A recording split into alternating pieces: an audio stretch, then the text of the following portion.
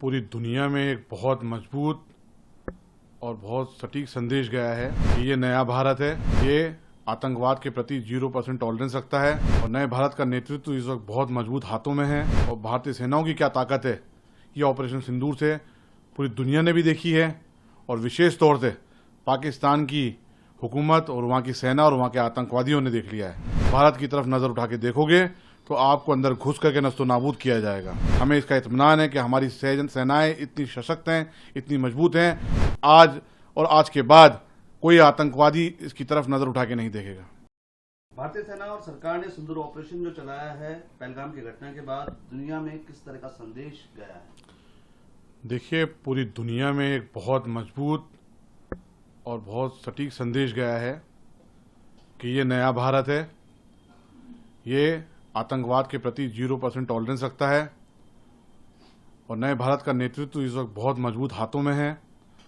और भारतीय सेनाओं की क्या ताकत है, ये ऑपरेशन सिंदूर से पूरी दुनिया ने भी देखी है और विशेष तौर से पाकिस्तान की हुकूमत और वहाँ की सेना और वहाँ के आतंकवादियों ने देख लिया है कि अब भारत की तरफ नजर उठा के देखोगे तो आपको अंदर घुस करके नस्तो नाबूद किया जाएगा।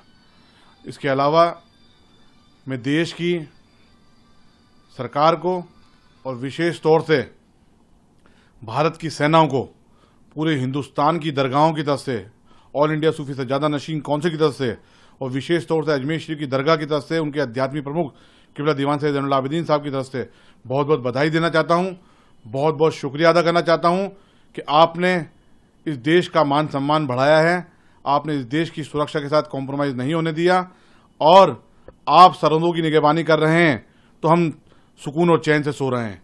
हमें इसका इत्मीनान है कि हमारी सेनाएं इतनी सशक्त हैं, इतनी मजबूत हैं कि आज और आज के बाद कोई आतंकवादी इसकी तरफ नजर उठा के नहीं देखेगा।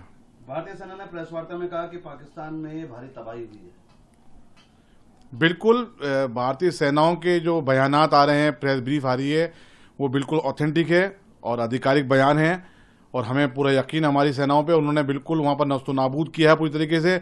वहाँ के जो 9 आतंकवादियों के कैंप वहाँ चल रहे थे उनको नस्तो नाबूद किया है।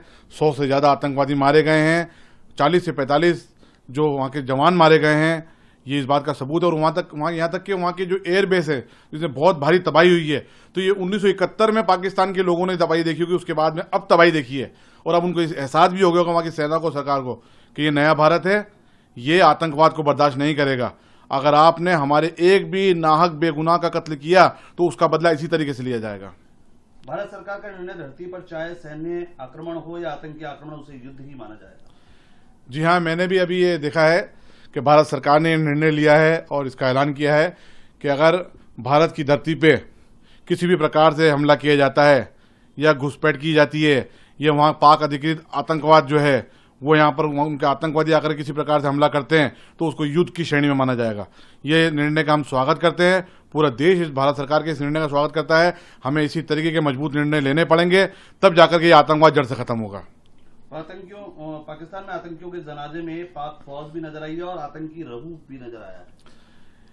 ये बहुत दुनिया के लिए एक कड़ा स्पष्ट संदेश है। भारत जो पिछले कई दशकों से कह रहा है कि पाकिस्तान आतंकवाद को पाल रहा है, पाकिस्तान की हुकूमत आतंकवाद को प्रमोट करती है, वहाँ की मिलिट्री आतंकवादियों को 5 स्टार अकोमोडेशन प्रोवाइड कराते हैं, उसका जीता जागता सबूत ये कि जो हमारी सेनाओं ने कहा है कि हमने वहाँ के 100 से ज़्यादा आतंकवादियों को मारा है और इस हमले के अंदर जो मरे हैं वहाँ पर उनके जनाजे में वहाँ की सेना भी शरीक हुई और वहाँ पर रऊफ जैसे आतंकवादी जो पूरी इंटरनेशनल लेवल पे आतंकवादी घोषित है उन लोगों को साफ तौर से देखा गया है, जो इस बात का सबूत है कि पाकिस्तान आतंकवाद को बढ़ावा देता है, आतंकवादियों को सुरक्षा देता है और वहाँ पर उनको बताता है।